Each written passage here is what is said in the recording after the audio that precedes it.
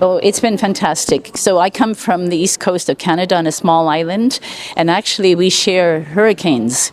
We had Dorian hit our island a little bit, and then Fiona hit our island very strongly. It came out of Puerto Rico. So I feel we're even more related now, islands, because of linked by cyclones.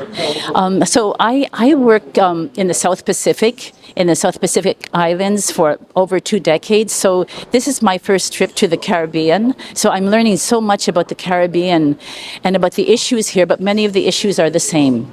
Climate change is having a devastating impact on the lives of people, the everyday lives. And that's what people don't see in the Northern Hemisphere. They don't see that, in fact, the livelihoods, people are living, growing their own food, making their living.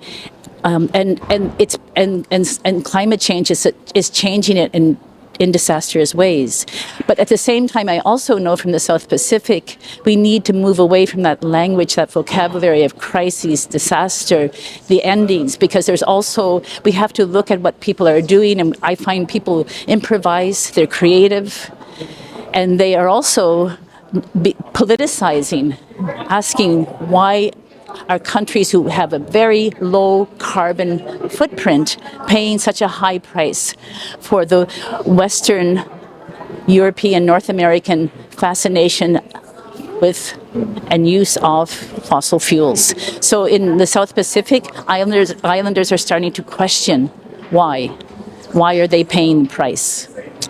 So my presentation is about a country in the South Pacific that has it's designated the most at-risk country in the whole world. It's number 1 because of the intense cyclones, because of volcanoes, tsunamis, storm surges. But I've been going to the same village for over 20 years.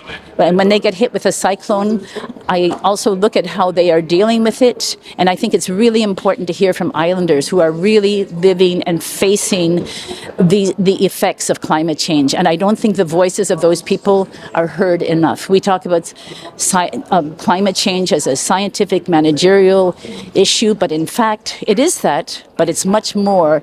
And we need to bring the knowledge of local people, indigenous people, together with science. So that's my big interest. And I mean, they need to have conversations because local people, indigenous people know a lot about the weather.